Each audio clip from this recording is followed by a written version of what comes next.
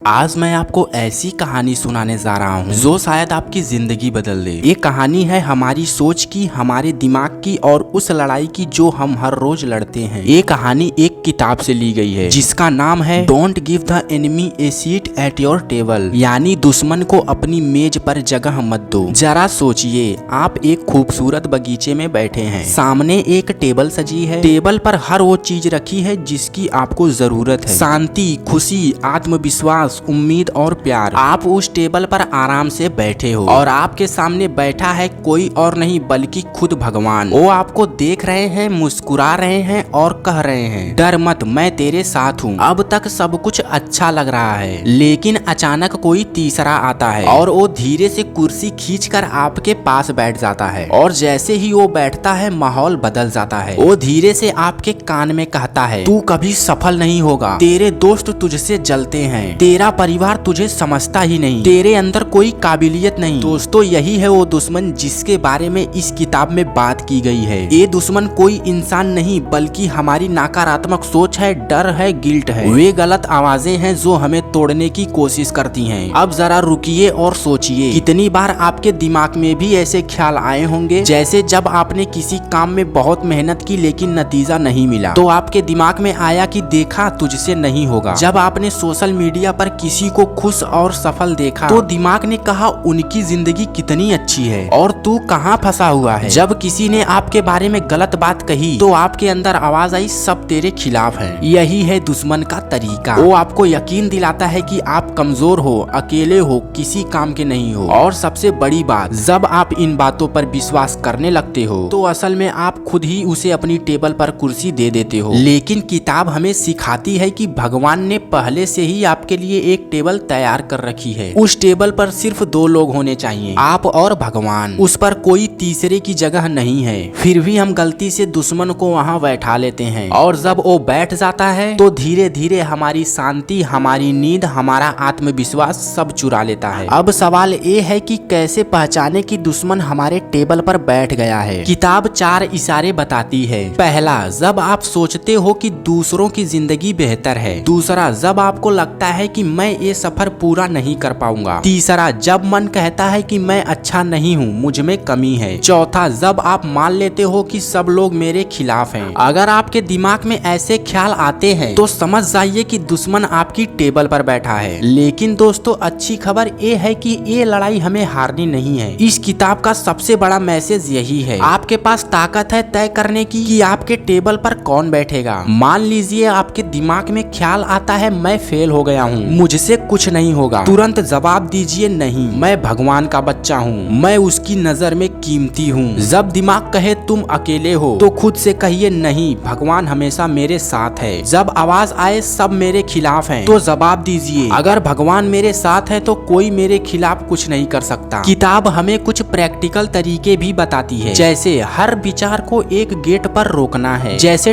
Toll gate पर हर गाड़ी रुकती है, वैसे ही हर सोच को रोको और चेक करो, ये विचार भगवान से आए हैं या दुश्मन से। अगर विचार आपको डराए तो उसे वहीं रिजेक्ट कर दो। अगर विचार आपको हिम्मत दे तो उसे अपनाओ। लेखक कहते हैं, सिर्फ सच को जानना काफी नहीं है, उस पर अमल करना जरूरी है। मान लो आपको पता है कि भगवान आपके साथ हैं, लेकिन अगर आप हर दिन उसी डर में जीते हो कि आप अकेले हो तो फायदा क्या। सच को जीना सीखो। इस किताब में 7 छोटे छोटे वाक्य भी बताए गए हैं जिन्हें हम रोज दोहरा सकते हैं। जैसे सोमवार को कहो, मेरा भगवान मेरा नाम जानता है। मंगलवार को कहो, भगवान मेरे आगे चलते हैं। बुधवार को कहो, मैं सब कुछ कर सकता हूँ क्योंकि भगवान मुझे ताकत देता है। और ऐसे ही हर दिन अपने आप को याद दिलाओ कि आप हारने वाले नहीं बल्कि जीतने के लिए बने हो। दोस्तों, जिंदगी की असल लड़ाई बाहर नहीं बल्कि हमारे दिमाग में है। अगर हमने दुश्मन को अपनी सोच में जगह दे दी तो वो हमारी पूरी जिंदगी पर कब्जा कर लेगा। लेकिन अगर हमने भगवान और पॉजिटिव सोच को जगह दी तो कोई भी ताकत हमें रोक नहीं सकती। याद रखिए, आपकी टेबल पर कौन बैठेगा ये तय करने का हक सिर्फ आपके पास है। अगली बार जब कोई नकारात्मक आवाज आपकी कान में फुसफुसाए तो मुस्कुराइए और कहिए, मेरी टेबल पर तुम्हारे लिए कोई जगह नहीं। तो मेरे प्यारे दोस्तों, ये थी इस बुक की समरी। आपको इस किताब की कहानी कैसी लगी हमें कमेंट बॉक्स में जरूर बताएं और हमेशा ऐसे ही समरीज के लिए चैनल को सब्सक्राइब जरूर करें।